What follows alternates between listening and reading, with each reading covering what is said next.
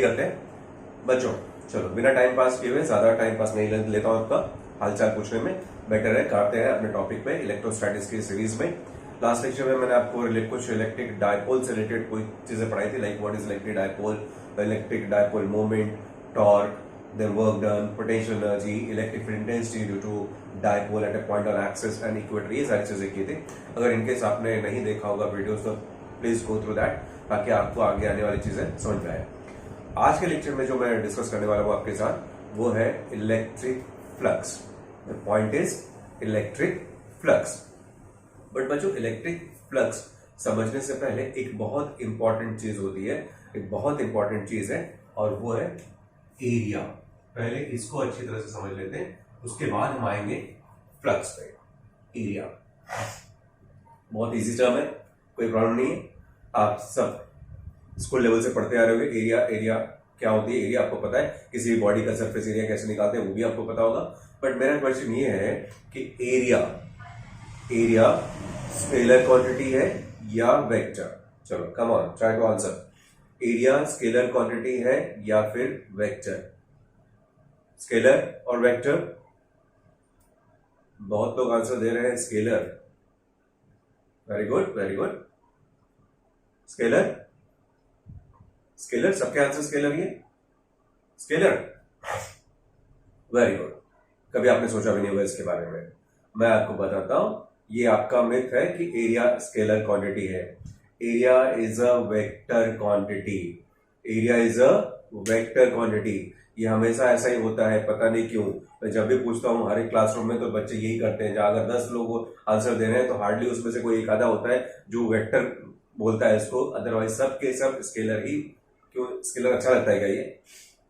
Area is a vector quantity, remember that, area is a vector quantity. और उसका magnitude के साथ साथ में डायरेक्शन भी होता है। एरिया का मैग्नीट्यूड और डायरेक्शन भी होता है। अगर डायरेक्शन होता है तो फिर वो स्पेसिफाई कैसे करते हैं उसको, पहले वो समझने वाली चीज है। तो वो अगर आप फ्लक्स पे जाना चाहते हो तो फ्लक्स पे जाने से पहले हमको क्या समझना पड़ेगा? एरिया, और स्पेशली उसके डायरेक्शन पार्ट को।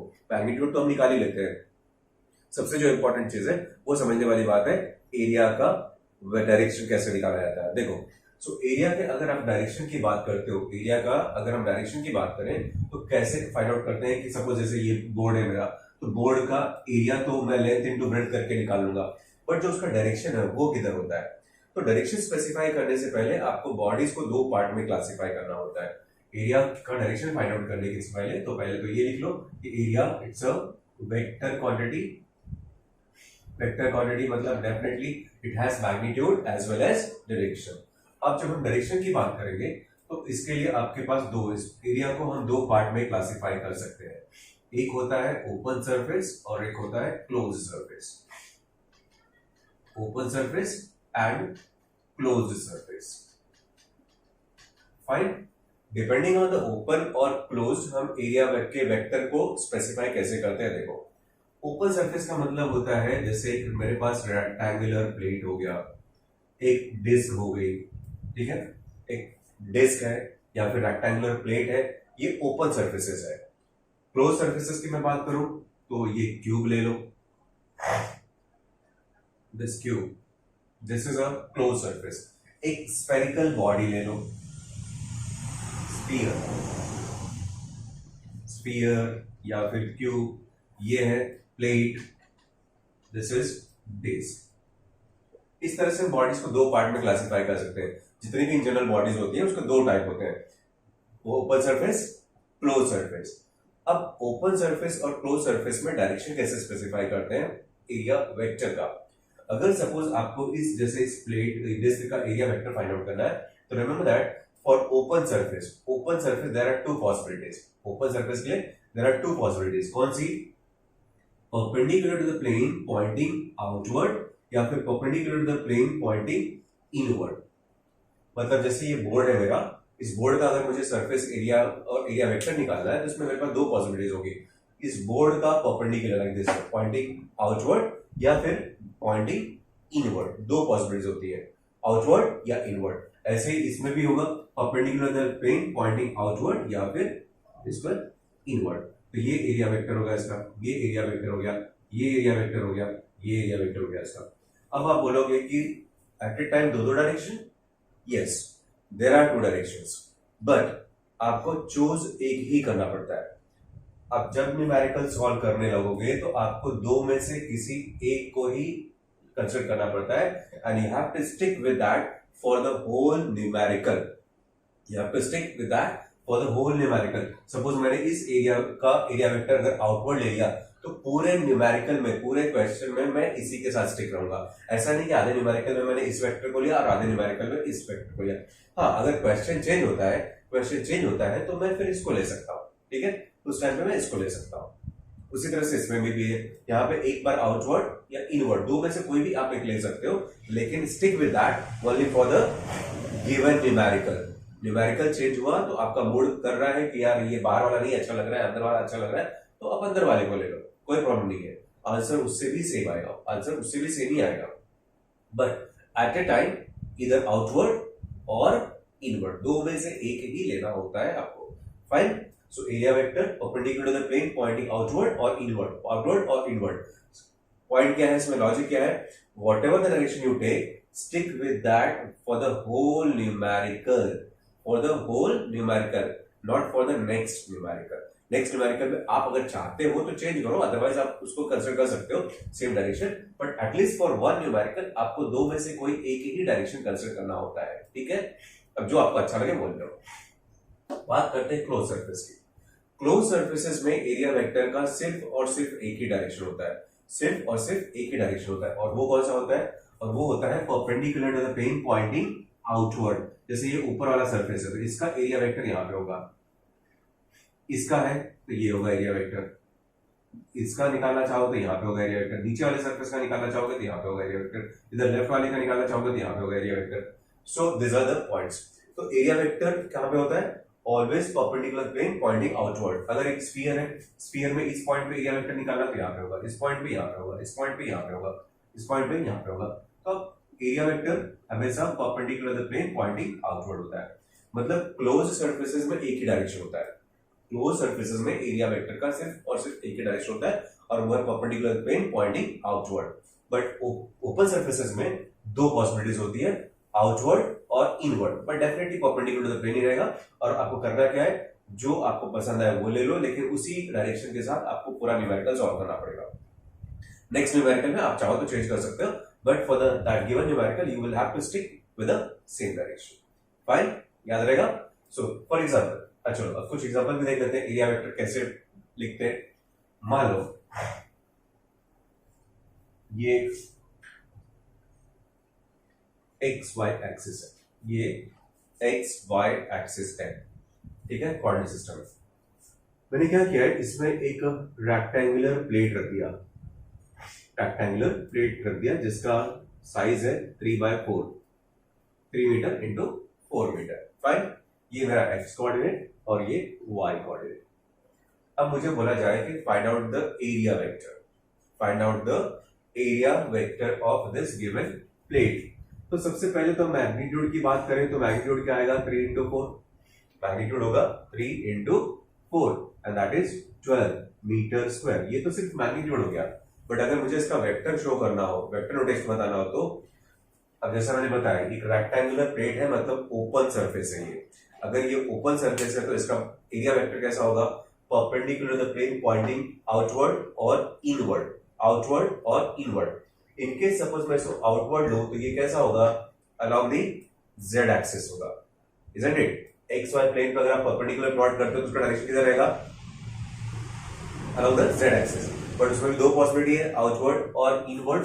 तो वेक्टर ए को अगर आपको रिप्रेजेंट करना हो तो क्या आएगा, 12 जे कैप, करेक्ट, 12 जे कैप मीटर स्क्वायर। और सेकेंड पॉसिबिलिटी भी होगी इसमें, -12, सॉरी या करेक्ट है, आज जे नहीं के कैप आएगा, बिकॉज आई देन के कैप मीटर स्क्वायर। इस तरह से आप मेंशन कर सकते हो, समझा। अगर प्लेन एक्स वाई प्लेन है तो डेफिनेटली इसका जो एरिया वेक्टर होगा परपेंडिकुलर प्लेन पॉइंटिंग आउटवर्ड होगा, परपेंडिकुलर प्लेन पॉइंटिंग आउटवर्ड होगा। और आउटवर्ड होगा तो इसका डायरेक्शन अलोंग द के एक्सिस रहेगा, करेक्ट ना, के कैप के साथ इसका डायरेक्शन होगा। और आउटवर्ड इनवर्ड दोनों पॉसिबिलिटीज आपके पास ऑप्शंस ओपन है, तो इस तरह से आप निकाल सकते हो। फाइन, पहला एग्जांपल। दूसरा एग्जांपल ले लेते हैं। सपोज करो कि एक सर्कुलर डिस्क है with 2 centimetre as its radius. Now it is kept in YZ plane. तो अगर मुझे इसका एरिया वेक्टर निकालना हो तो क्या होगा? इसका एरिया वेक्टर क्या होगा? फॉर्मूला क्या होता है डिस्क का सरफेस एरिया का? पाई आर स्क्वायर, रेडियस 2 सेंटीमीटर है तो पाई आर स्क्वायर, 2 का स्क्वायर 4, तो क्या हो जाएगा 4 पाई centimetre square. But that is the only magnitude, direction किधर होगा? YZ है तो डेफिनेटली इसका परपेंडिकुलर मतलब अलोंग द एक्स एक्सिस रहेगा, और एक्स एक्सिस का मतलब होता है it will be along the I cap centimetre square, और the area vector of this will be along minus 4 pi I cap centimeter square. समझ आ रहा है? So this is how we can calculate the surface area with its vector rotation. तो plane surfaces के लिए जो area vector होता है वो हमेशा परपेंडिकुलर टू द प्लेन होता है, पॉइंटिंग आउटवर्ड और इनवर्ड. अब क्लोज सर्फेसेस में तो बहुत सारे ऑप्शंस आपको मिल जाते हैं. क्लोज सर्फेसेस में आपके पास मल्टीपल डायरेक्शंस होते हैं, तो डिपेंडिंग ऑन द डायरेक्शन आप जिस कोऑर्डिनेट के साथ ये जा रहा होगा उसका यूनिट वेक्टर अप्लाई कर दोगे, आई जे के व्हाटएवर इट इज. ठीक है, सो ये चीज है. This is how to calculate the area vector. Electric flux समझने के लिए area vector is very important. So hope आपको चीज समझ में आई होगी what is area and what is area vector and how to denote this. ठीक है, अब आगे चलते हैं. इसमें बताता हूं आपको इसकी जरूरत क्या थी.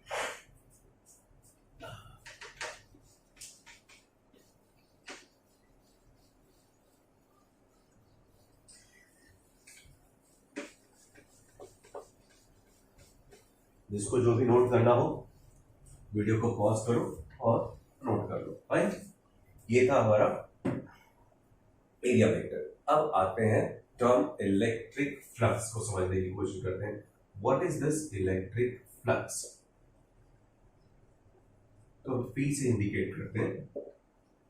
देखो, अगर मैं आपको डायरेक्टली डेफिनेशन बताऊं तो आपने रट्टा मार के रखा होगा या कहीं पढ़ा भी होगा कि electric flux is the number of lines of force passing normally through given area. इस तरह से हम डिफाइन कर देते हैं, correct? Number of lines of force passing normally through the given area.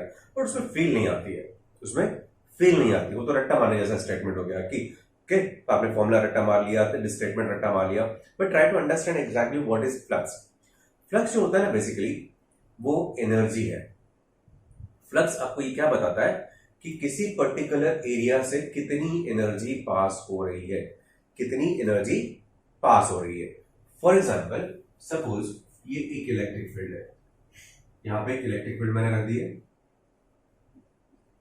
This is of intensity E. ठीक है, electric field का इंटेंसिटी है E. अब इस इलेक्ट्रिक फील्ड में मैंने एक रेक्टेंगुलर प्लेट रख दिया. ठीक है, एक रेक्टेंगुलर प्लेट रख दिया, that is of surface area A. अब एरिया के वेक्टर की बात नहीं करते फिलहाल. तो जैसे अगर सपोज ये मेरा प्लेट इस तरह से कुछ रखा हुआ है और यहाँ इलेक्ट्रिक फील्ड है, तो डेफिनेटली ये इलेक्ट्रिक फील्ड इसके थ्रू पास हो रही है. I mean electric lines of force pass हो रही है. अब जो इलेक्ट्रिक लाइंस ऑफ फोर्स जो इसके थ्रू पास हो रही है, तो इलेक्ट्रिक लाइंस ऑफ फोर्स मतलब क्या? Electric field. और इलेक्ट्रिक फील्ड क्या है? बेसिकली एनर्जी है ना मेरे भाई. इलेक्ट्रिक फील्ड क्या है? एनर्जी. तो इनडायरेक्टली जब मैं ये बोल रहा हूँ कि कितनी number of lines of force इसमें से पास हो रही है, तो इनडायरेक्टली मैं आपको ये बता रहा हूँ कि इस एरिया के थ्रू कितनी एनर्जी पास हो रही है. करेक्ट. जब मैं ये बोल रहा हूँ कि कितनी number of lines of force यहाँ से पास हो रही है, directly I am talking about the energy passing through the given area.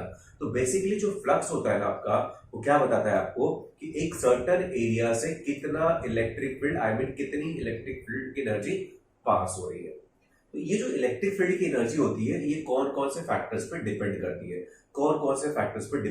तो चलो पहले उसको डिस्कस करते हैं. हम डायरेक्टली फॉर्मूला पे नहीं आएंगे, थोड़ा सा फील लाने की कोशिश करते हैं, इसको समझने की कोशिश करते हैं एग्जैक्टली इलेक्ट्रिक फ्लक्स होता क्या है. So this is the given area. ठीक है, सॉरी इलेक्ट्रिक फील्ड ये है, डायरेक्शन ऐसा है, ये है मेरा एरिया. अब देखो कितनी लाइंस ऑफ फोर्स इसमें से पास होगी, वो बेसिकली किस किस फैक्टर पे डिपेंड करता है.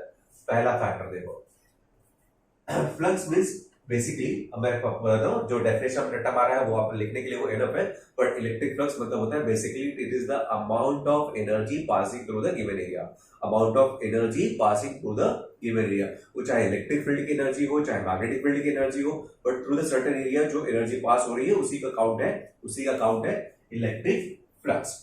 ओके, तो हायर द फ्लक्स मतलब higher is the energy passing through this, lower the flux मतलब lower is the energy passing through this.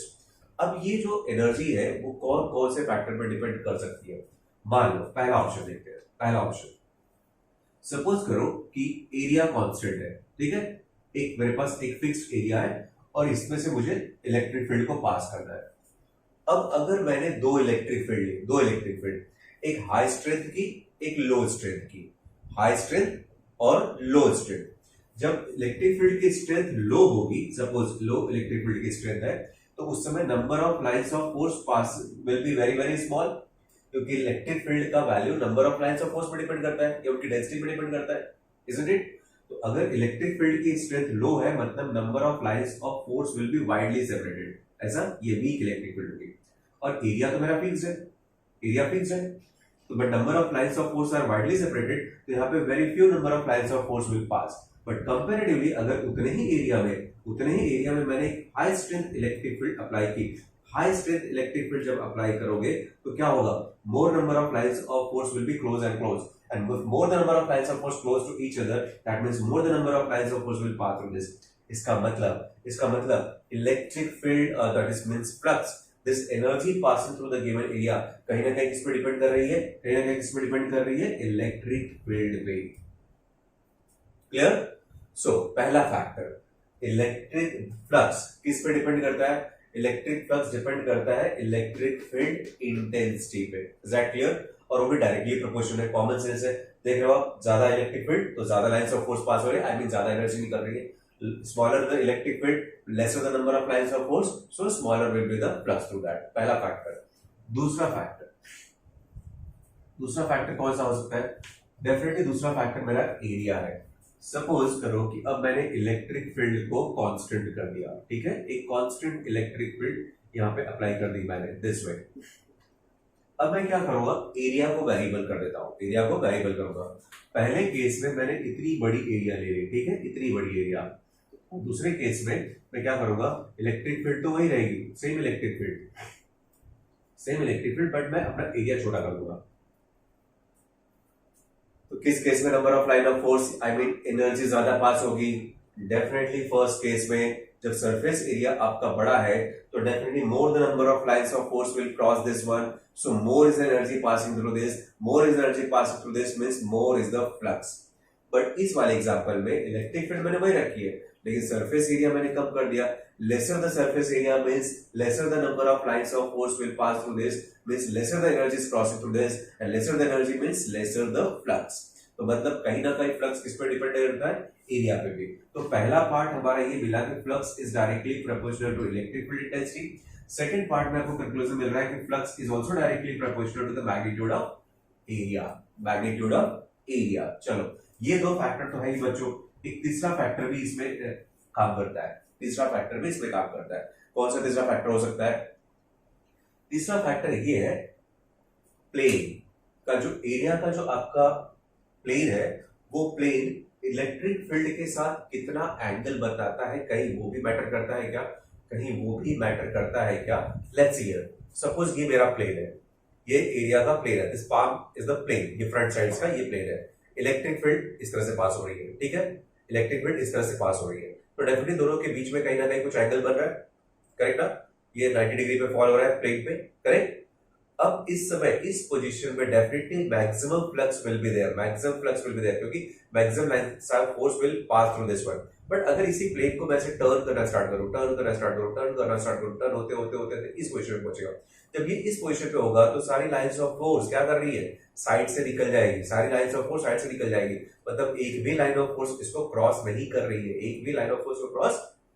है, इस पोजीशन में maximum lines of force cross कर रही है, इस पोजीशन में minimum lines of force cross कर रही है। तो कहीं ना कहीं मतलब electric field constant, but plane का एरिया भी कांस्टेंट है, लेकिन एंगल मैटर्स। जो तीसरा फैक्टर है मेरा वो है एंगल, बिटवीन एरिया। अब मैं सिर्फ एरिया की बात नहीं करूंगा, मैं बता। अब चलो एक चीज समझ लेते हैं। मान लो ये मेरा प्लेट है, ये प्लेट है और ये पॉइंट है, ये प्लेट और ये इलेक्ट्रिक फील्ड। कितना एंगल बन रहा है? एरिया और इलेक्ट्रिक फील्ड के बीच में कितना एंगल बन रहा है? एरिया और इलेक्ट्रिक फील्ड के बीच में कितना एंगल बन रहा है? आपको क्लियर कर देना। बोले क्या सर, क्या फालतू क्वेश्चन पूछ रहे हो आप? सामने सामने दिख रहा है, प्लेट है ये, अगर ये प्लेट है और ये इलेक्ट्रिक फील्ड है तो एंगल बन रहा है 90 डिग्री का। तो कोई भी बच्चा ही बता देगा, छोड़ है ना, केजी का बच्चा भी देख के बता देगा वो 90 डिग्री का एंगल बन रहा है। बट रियली ये 90 डिग्री एंगल बन रहा है? अगर आप सोच रहे हो कि 90 डिग्री का एंगल बन रहा है तो मेरा पूरा पढ़ाया हुआ अब तक व्यर्थ है। क्यों? अभी मैंने बताया आपको एरिया, चैप्टर जहां से मैंने लेक्चर स्टार्ट किया तभी आपको बताया एरिया क्या है। Area is a vector quantity. तो वेक्टर क्वांटिटी का जो डायरेक्शन होता है ना मेरे भाई, तो अगर ये प्लेन है तो इसका एरिया वेक्टर किधर होगा? Perpendicular to the plane, pointing outward और इनवर्ड, आउटवर्ड और इनवर्ड। तो इसका मतलब ये हुआ कि अगर ये मेरा प्लेट है, चलो मैं मान लो इस डायरेक्शन को ले लेता हूं, तो अगर ये मेरा प्लेट है तो इसका एरिया वेक्टर ये है, और फिर अगर ये एरिया वेक्टर है तो where is the electric field? ये इलेक्ट्रिक फील्ड है, एरिया वेक्टर का डायरेक्शन ये है, इलेक्ट्रिक फील्ड का डायरेक्शन ये है। तो दोनों क्या हुए? एक दूसरे के पैरेलल। दोनों अगर एक दूसरे के पैरेलल है तो एंगल बिटवीन द टू कितना हुआ? जीरो। कितना हुआ? जीरो। Getting the point? देखने में प्लेट परपेंडिकुलर दिख रहा था, लेकिन जब आप एरिया वेक्टर को कंसीडर करोगे तो एरिया वेक्टर परपेंडिकुलर प्लेन होता है, तो इलेक्ट्रिक फील्ड इधर जा रही थी, तो कितना एंगल बना? जीरो। मतलब जब एरिया वेक्टर और इंटेंसिटी वेक्टर के बीच में एंगल जीरो होता है तो फ्लक्स मैक्सिमम होता है। करेक्ट? मतलब देख लो, व्हेन थीटा इज जीरो, जब थीटा जीरो है तो दैट टाइम फ्लक्स मैक्सिमम है, उस समय फ्लक्स मैक्सिमम है। दूसरा ऑप्शन देखो, जब मैंने प्लेट को ऐसे टर्न करना स्टार्ट किया, तो इस पोजीशन में जब प्लेन में होगा तो प्लेन इस पोजीशन में होगा तो उसका एरिया वेक्टर किधर होगा? This way. इंटेंसिटी वेक्टर कैसा है? आप देखो कितना एंगल बन रहा है, अब बन रहा है 90 डिग्री। इंटेंसिटी वेक्टर ऐसा है, एरिया वेक्टर आपकी तरफ है तो एंगल कितना बना? 90। बट जब एंगल 90 बनता है तो फ्लक्स कितना हो जा रहा है? जीरो। मतलब when theta is 90 degree that time flux is minimum, मतलब जीरो। अब आप देखोगे कि थीटा की वैल्यू जब लोएस्ट तो फ्लक्स मैक्सिमम, थीटा की वैल्यू 90 तो फ्लक्स मिनिमम। ऐसा कब हो सकता है बच्चों? मतलब एंगल्स डायरेक्टली थीटा पे नहीं डिपेंडेंट है, कहीं ना कहीं सिर्फ ट्रिग्नोमेट्रिक फंक्शन पे रिलेटेड है, सिर्फ थीटा पे रिलेटेड नहीं है, उसके ट्रिग्नोमेट्रिक फंक्शन पे रिलेटेड है। क्योंकि अगर सिर्फ एंगल पे डिपेंडेंट होता तो जब ये जीरो तो ये जीरो होता, ये मैक्सिमम होता तो ये भी मैक्सिमम होता, लेकिन हो रहा है उल्टा। तो यहाँ पे कौन सा ट्रिग्नोमेट्रिक फंक्शन काम करना चाहिए? Sine cos tan. Sine cos tan, जहां पे एंगल की वैल्यू जब लोएस्ट होती है तो उस ट्रिग्नोमेट्रिक फंक्शन की वैल्यू हाईएस्ट होती होगी, तभी तो फ्लक्स मैक्सिमम होता है ना। और ये होता है किसके साथ? कॉस के साथ। ये होता है कॉस के साथ। तो कहीं ना कहीं flux is also directly proportional to cosine of angle theta. तो फ्लक्स किस पे डिपेंडेंट होता है? कॉस पे, क्योंकि कॉस जीरो होता है 1 दैट इज मैक्सिमम, कॉस 90 होता है 0 दैट इज मिनिमम, और उसी लिए तो फ्लक्स होगा 0। सिंपल। तो समरी ऑफ द डिस्कशन ये है कि जो इलेक्ट्रिक फ्लक्स होता है that means the number of lines of force passing normally through the given area बोलो, या energy passing normally through the given area बोलो, वो तीन फैक्टर पे डिपेंडेंट है। किस पे? इंटेंसिटी पे, एरिया पे और कोसाइन ऑफ थीटा पे। तो flux is dependent on this three factor. अब इन तीनों फैक्टर की मैं समरी लिखता हूं, तीनों पॉइंट्स की समरी देखो। क्लियर है? Flux is directly proportional to electric field intensity, directly proportional to area, directly proportional to cos of theta. ठीक है, चलो अब मैं तीनों की समरी पे आता हूं।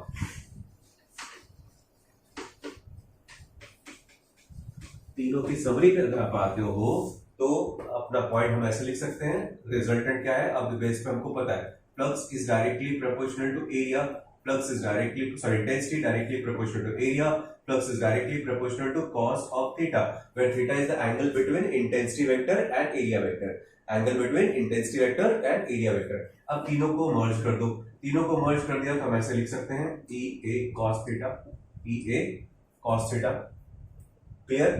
यहाँ पे जब प्रोपोर्शनलिटी साइन हटाते हो तो कोई कांस्टेंट डेफिनेटली आता है, बट यहाँ पे कांस्टेंट की वैल्यू यूनिट होती है, तो यूनिट होगी तो हम इसको ऐसे भी लिख सकते हैं, flux is equal to K E A cos theta. Experimentally it was found that कि के का वैल्यू हमेशा 1 होता है, एज के का value is always equal to 1, हमारा जो फ्लक्स का फॉर्मूला बनेगा वो हो गया ई A cos theta, E A cos theta. ये है मेरा इलेक्ट्रिक फ्लक्स का formula. Number of lines of force passing normally through the given area बोलो, बट बेसिकली ये फील क्या देता है आपको, फील ये देता है कि how much is energy crossing through the given area, क्योंकि लाइंस ऑफ फोर्स क्या है, इलेक्ट्रिक फील्ड है, और इलेक्ट्रिक फील्ड क्या है, एनर्जी है, एनर्जी। तो basically electric flux gives you an idea कि how much amount of energy is passing normally through the given area. तो किस पे डिपेंडेंट है, फॉर्मूला क्या मिला आपको इसमें finally, E A cos theta. बच्चों बुक्स में आप पढ़ोगे तो आपको सिंपली खाली क्या बता दिया जाता है, सीधा सा डेफिनेशन दे दिया रहेगा, electric field number of lines of force passing normally through the given area is known as flux, ठीक है। और ये है हमारा, बट यहाँ पे मैंने आपको थोड़ा सा फील लाने के लिए थोड़ा सा रिवर्स में मैंने बताया कि एक्चुअली ये फॉर्मूला कहां से जनरेट होता है। तो flux is equal to E A cos theta, fine. तो ये दो वेक्टर्स का प्रोडक्ट है, जैसा कि आप देख रहे हो ये दो वेक्टर्स का प्रोडक्ट है, दो वेक्टर्स का प्रोडक्ट है, और साथ में कॉस थीटा मल्टीप्लाइड है, दो वेक्टर्स का प्रोडक्ट। तो ये क्या है, फ्लक्स क्या है, इलेक्ट्रिक फ्लक्स क्या है, स्केलर और वेक्टर। इसको आप आइडेंटिफाई यहां से कर सकते हो, ये क्या है, ई A cos theta, E A cos theta. अब मैं इसको चाहूं तो ऐसे भी लिख सकता हूं, vector E dot vector A, because E dot A का मैग्नीट्यूड फॉर्म यही होता है ना, ई ए कॉस थीटा। तो E A cos theta can also be written as vector E dot vector A, मतलब flux is the dot product of E and A. और जब दो वेक्टर्स का डॉट प्रोडक्ट आप निकालते हो तो डॉट प्रोडक्ट क्या होता है, डॉट प्रोडक्ट क्या होता है, स्केलर और वेक्टर, डेफिनेटली स्केलर। तो flux is a scalar quantity, ये इसका ऑल्टरनेटिव फॉर्मूला है। तो flux definitely it's a scalar quantity, it's a scalar quantity. अब अगर ये स्केलर क्वांटिटी है तो व्हाट अबाउट द यूनिट, इसका यूनिट क्या होना चाहिए, यूनिट फिर डिस्कस कर लेते हैं, what should be the unit. Intensity का यूनिट होता है वोल्ट पर मीटर, एरिया का यूनिट होता है मीटर स्क्वायर, तो फाइनली इसका यूनिट क्या आया, volt meter. Intensity will be volt meter, fine. ये इसका और भी ऑल्टरनेटिव यूनिट है, जैसे इंटेंसिटी का एक और यूनिट पता होगा, न्यूटन पर कूलम।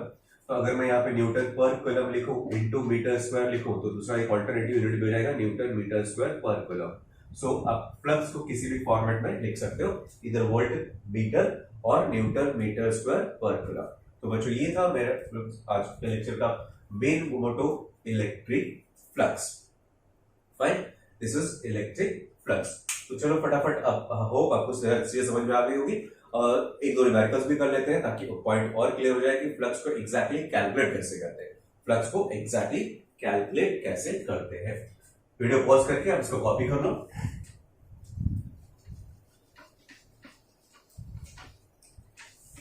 इस तरह के क्वेश्चंस आपसे पूछे जा सकते हैं flux related. Flux is very very important part of this chapter. आते हैं क्वेश्चंस पे।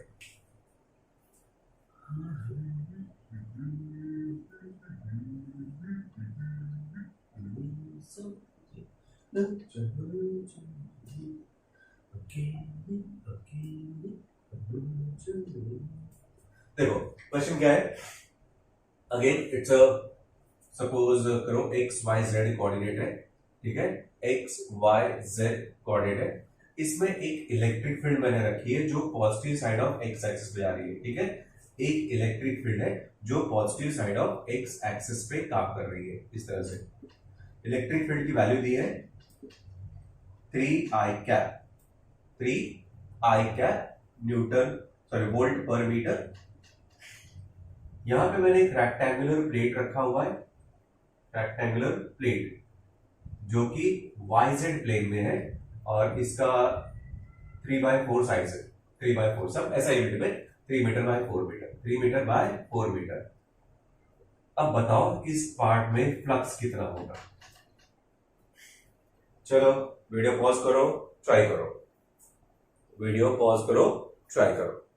Find out flux through this given area. Electric field is along the positive side of x-axis, that is 3I cap. Then one rectangular plate of size 3 by 4 meter is kept in YZ plane. आपको बताना है flux through this given area. Flux through this given area. हो गया आपका? Video pause करके solve कर लो, उसके बाद आप सॉल्यूशन देखो. Now let's see. पॉइंट क्या था मेरा? फ्लक्स, मैंने भी आपको फॉर्मूला बताया, flux is the dot product of E and A. Flux is dot product of E and A. तो मेरे पास अगर दोनों का वैल्यू हो विद वेक्टर फॉर्म तो मैं डायरेक्टली कैलकुलेशन कर सकता हूं. यस, डेफिनेटली कर सकते हो. अब यहां पे देखो, आपको अगर इसका एरिया वेक्टर लिखना हो, इसका एरिया वेक्टर, क्योंकि प्लेन वाईजेड में है, प्लेन वाईजेड प्लेन में रखा हुआ है, तो इसका जो एरिया वेक्टर होगा कैसा होगा? Along the X axis, correct ना? Along the X axis. तो अब पहले, सबसे पहले तो इसका एरिया वेक्टर लिख लो. अगर एरिया इंटेंसिटी वेक्टर लिखा है वहां पे, तो 3I कैप हो गया, डॉट क्या होगा? Area vector. एरिया वेक्टर कैसे मिलेगा आपको? 3 into 4, 3 into 4, that is 12. 3 into 4 is 12. और डायरेक्शन कहां पे होगा? डायरेक्शन कहां पे होगा इसका? along the positive side of x axis ले लो, तो वो हो गया 3I cap into 12I cap. Dot product निकालना है, डॉट प्रोडक्ट निकालना है, इन दोनों का डॉट प्रोडक्ट निकाल लो. आंसर क्या आएगा आपको? आंसर क्या मिलेगा देख लो. 12 3 is 36. I डॉट आई कितना होता है? 1. I डॉट आई कितना होता है? 1. तो यूनिट वैल्यू आएगी 36 वोल्ट मीटर. ये होगा हमारा flux. Fine, this is how we can calculate. Fine, simple है. चलो दूसरा, पहला एग्जांपल था ये. दूसरा एग्जांपल मैं देता हूं आपको. सपोज करो कि again X Y Z plane है हमारा, X axis, Y axis, Z axis. Fine. अब इस बार जो इलेक्ट्रिक फील्ड है ना, वो इधर इस डायरेक्शन में एक्ट कर रही है. Electric field is acting along, ये है 4J कैप. मेरा इलेक्ट्रिक फील्ड का डायरेक्शन है वर्टिकली अपवर्ड. फाइन. और जब मैंने प्लेट रखा है, वो जो प्लेट रखा है वो एक्स वाई प्लेन में है, of dimension 3 by 4, 3 metre by 4 metre. चलो, try to find out the flux through this given area. Find flux through the given area. Video pause करो, सॉल्व करो. Find flux through the given area. Video pause करके solve कर लो, फिर उसके बाद मेरा सॉल्यूशन देखो. आपको फाइंड आउट करना है flux through this given area. Intensity is along 4J cap, that means positive side of y axis. हो गया सॉल्व करके? हो गया. आ जाओ सॉल्यूशन पे. इंटेंसिटी, अब अगर मैं 3 by 4 इसका एरिया वेक्टर निकालूं तो किधर आएगा? ये एक्स वाई प्लेन में है. एक्स वाई प्लेन मतलब ये हो गया एक्स वाई प्लेन, तो इसका एरिया वेक्टर कहां पे होगा? Along this Z axis. तो अगर मैं एरिया वेक्टर निकाल रहा हूं, फ्लक्स मुझे फाइंड आउट करना है एरिया वेक्टर. एरिया वेक्टर आएगा 3 4 12 K cap, correct? 12 K cap बाहर की तरफ रहेगा, ऐसा perpendicular plane pointing outward. Intensity कहां पे है? Intensity vector is given as 4J cap. तो मेरा फ्लक्स क्या होता है? फ्लक्स होगा dot product of intensity vector and area vector. Dot product निकालो, इन दोनों का डॉट प्रोडक्ट अगर मैं निकालूं तो 12K cap dot 4J cap. दोनों का अगर डॉट प्रोडक्ट निकाल रहे हो तो ऐसा तो 12 4 48 होता है, 12 4 48 होता है. लेकिन K डॉट J, दो परपेंडिकुलर वेक्टर्स का डॉट प्रोडक्ट कितना होता है? 0. तो फ्लक्स कितना होगा? 0. यहाँ पे आएगा फ्लक्स 0. और डायग्राम देख के भी आपको समझ में आ जाना चाहिए कि प्लेन ऐसा है और इलेक्ट्रिक फील्ड भी ऐसी है. प्लेन ऐसा है, इलेक्ट्रिक फील्ड भी ऐसी है, तो कोई भी सिंगल लाइन ऑफ फोर्स भी इसको क्रॉस नहीं करने वाली है, तो फ्लक्स विल बी 0. इस पॉइंट एग्जांपल के लिए फ्लक्स 0 होगा. इस एग्जांपल के लिए था 36 वोल्ट पर मीटर. ये तो दो ओपन सर्फेसेस थे बच्चों, दो ओपन सर्फेसेस थे. एक क्लोज सर्फेस कनेक्ट कर लेते हैं. क्लोज सरफेस, क्लोज सरफेस का फ्लक्स कैसे निकालते हैं? Let's see.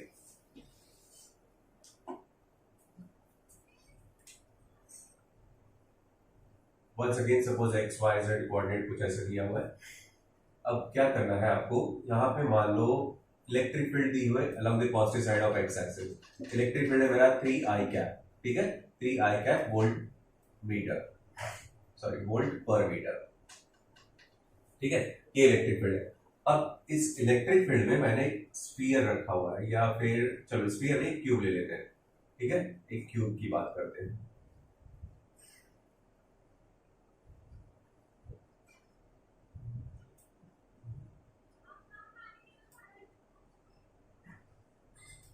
ये है क्यूब। चलो साइड लेंथ मान लो अज्यूम कर लेते हैं, साइड लेंथ इसका 2 मीटर का, 2 मीटर का एक मैंने क्यूब रखा हुआ है कुछ इस तरह से। अगर मैंने एक क्यूब रखा हुआ है इस इलेक्ट्रिक फील्ड में, ठीक है ना, cube of side length 2 metre is kept in an electric field, electric field का वैल्यू दिया 3 आई कैप। अब इसमें क्या होगा, इसमें टोटल कितने साइड्स बन रहे हैं पहले तो देख लो, 1 2 3 4, मतलब ये वाले जो साइड्स है 1 2 3 4, ये 1 2 3 4, ये 1 2 3 4, ये चार साइड्स है प्लस 2 साइड्स है, ये फ्रंट, इसका फ्रंट साइड और बैक साइड, तो टोटल 6 साइड्स है। अगर आपको टोटल फ्लक्स निकालना हो, टोटल फ्लक्स निकालना हो, तो जैसे आपको पता है एरिया वेक्टर का direction, area vector is always perpendicular to the plane pointing outward होता है क्लोज सरफेस के लिए। तो ये इसका डायरेक्शन किधर जाएगा, ऊपर की तरफ, इसका बाहर की तरफ, इसका नीचे की तरफ, यहाँ इसका बाहर की तरफ।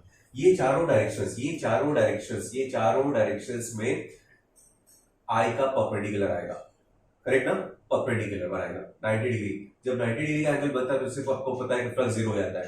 तो इन चार सरफेसेस के लिए तो फ्लक्स जीरो हो जाएगा, कौन से, जो ऐसे साइड साइड से है चार सरफेसेस। हाँ, लेकिन बाकी बाकी के दो तो बचेंगे ना, ये जो फ्रंट और back, front back, front back के लिए अगर आपको निकालना हो तो कैसे निकालोगे, लेट्स सी। अब एक डायरेक्शन यहाँ पे होगा और एक एरिया वेक्टर यहाँ पे है, ठीक है, और इलेक्ट्रिक फील्ड इस तरह से कुछ पास हो रही है। अगर इसका एरिया वेक्टर बैक साइड में मैं ले रहा हूं तो ये नेगेटिव आएगा, 2 2 4, इसका एरिया क्या आएगा, -4 आई कैप, -4 आई कैप, और इसका डायरेक्शन किधर होगा, इसका डायरेक्शन होगा +4 आई कैप, करेक्ट है, because 2 2 4 direction perpendicular to this plane, और इसका बैकवर्ड डायरेक्शन आएगा। अब देखो यहाँ पे भी फ्लक्स है, यहाँ पे भी फ्लक्स है। टोटल फ्लक्स जब हम बात करते हैं क्लोज सरफेस के टोटल फ्लक्स की बात करते हो, तो ये फ्लक्स यहां से लाइन एंटर कर रहा है और वहां से एग्जिट कर रहा है, तो flux in plus flux out, flux in close surface में आपको दोनों काउंट होता है, flux in plus flux out.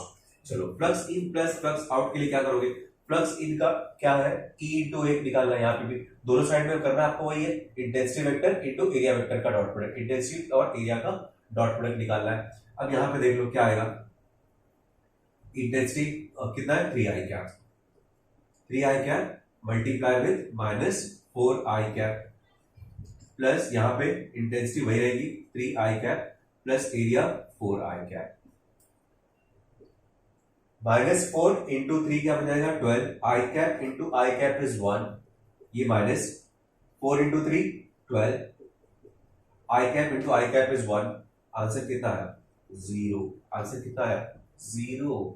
What do you mean बच्चों, सिर्फ क्यों भी नहीं, ऐसा कोई भी क्लोज सरफेस होगा, कोई भी ऐसा एनक्लोज सरफेस होता है, अगर आपने उसको इलेक्ट्रिक फील्ड में रखा हुआ है तो फ्लक्स हमेशा 0 ही आएगा। रीजन उसका ये है कि इनवर्ड फ्लक्स या incoming flux will always be equal to outgoing flux, incoming flux will always be outgoing equal to outgoing flux. तो मतलब आप ये बाय हार्ट करके रख सकते हो, ये बाय हार्ट करके रख सकते हो कि किसी भी एनक्लोज सरफेस के लिए टोटल फ्लक्स हमेशा 0 होता है। ये सब फैक्चुअल चीजें हैं, फैक्चुअल चीजें आपको बार बार बाहर करने की जरूरत नहीं है। मैं फिर से बता रहा हूं, total flux for any enclose surface is 0। इसलिए क्यूब की जगह पे आप स्फीयर रख के देख लो, तभी भी वही आंसर आएगा, ठीक है, वही आंसर आएगा। हाँ, लेकिन 0 कब होता है, प्रोवाइडेड कि फ्लक्स बॉडी के बाहर होगा, सॉरी इलेक्ट्रिक फील्ड बाहर से आ रही होगी। एक और देख लो, कंफ्यूजन नहीं क्रिएट होना चाहिए, ठीक है। अगर इलेक्ट्रिक फील्ड बाहर से आ रही है और उसमें आपने कोई क्लोज सरफेस रखा हुआ है तो फ्लक्स हमेशा 0 रहेगा। बट एक और भी ऑप्शन है। अब आप बोलोगे सर आपने बोला कि एनक्लोज सरफेस के लिए फ्लक्स हमेशा 0 होता है, तो कब होता है, कंडीशन के साथ याद रखो, आधा अधूरा नॉलेज हमेशा बेकार होता है। इलेक्ट्रिक फील्ड बाहर से आ रही है तो definitely flux will B 0। But suppose एक यहां पे कोई सोर्स ऑफ इलेक्ट्रिक फील्ड अगर अंदर है, सोर्स ऑफ इलेक्ट्रिक फील्ड अंदर है, और फिर उसने बॉडी को, किसी बॉडी ने उस सोर्स ऑफ इलेक्ट्रिक फील्ड को इंक्लोज किया हुआ है। फॉर एग्जांपल दिस वे, ये इलेक्ट्रिक फील्ड है मेरा, ठीक है, this is the direction of electric field, ये इस तरह से इलेक्ट्रिक फील्ड आ रही है, इस इलेक्ट्रिक फील्ड यहाँ पे जा रही है, तो डेफिनेटली यहाँ पे तो जीरो नहीं होगा, यहाँ पे जीरो नहीं होगा। क्यों? क्यों इस केस में फ्लक्स क्या होता है? Dot product of E and A, dot product of E and A, और सारा फ्लक्स क्या हो रहा है? सिर्फ आउटगोइंग आउटगोइंग आउटगोइंग है। तो इन आउटवर्ड इस केस में कैसा था? एक साइड में नेगेटिव था, एक साइड में पॉजिटिव था, लेकिन यहाँ पे ऐसा नहीं होगा। अब मैं एरिया वेक्टर निकालूं तो क्या होगा? ये एरिया वेक्टर है और ये इंटेंसिटी वेक्टर है। एरिया वेक्टर इंटेंसिटी वेक्टर दोनों सेम डायरेक्शन में, सेम डायरेक्शन में, सेम डायरेक्शन में, तो यहाँ पे आंसर जीरो नहीं होगा। In this case flux won't be equal to zero. But अगर इलेक्ट्रिक फील्ड का सोर्स बाहर है और फिर electric field box close body के थ्रू जा रही है, तो डेफिनेटली फ्लक्स वहां पे हमेशा जीरो होता है। तो कुछ लोग ऐसे बाहर कर लेते हैं हमेशा, ओ सर ने बोला था कि क्लोज सरफेस के लिए फ्लक्स हमेशा जीरो होता है। तो नहीं, कंडीशन के साथ याद रखो, ऐसा सिचुएशन है तो फ्लक्स जीरो रहेगा, ऐसा सिचुएशन में फ्लक्स जीरो नहीं होगा। ओके, सो होप बच्चों आपका आज का लेक्चर आपको समझ में आया होगा। What is electric flux, what is area vector, कैसे फ्लक्स को कैलकुलेट करते हैं और फ्लक्स का मतलब क्या होता है। It is one of the very very important topic. अगर फ्लक्स आपको समझ गया है तो आगे गॉस थ्योरम समझने में आपको कोई प्रॉब्लम नहीं होगी। तो ये बेसिकली ये एक गॉस थ्योरम का बेस है। ठीक है, अगले लेक्चर में हम गॉस थ्योरम पढ़ेंगे और उसके लिए ये लेक्चर अच्छी तरह से रिवाइज कर लेना, उसके बाद ही आपको गॉस थ्योरम समझ आएगा। ठीक है, सो आज के लिए आप फाइनली यही पे स्टॉप करते हैं। फिलहाल जैसे हर बार बोलता हूँ, वीडियोस देखते रहो, पढ़ते रहो और तैयारी करते रहो। ओके, चलो।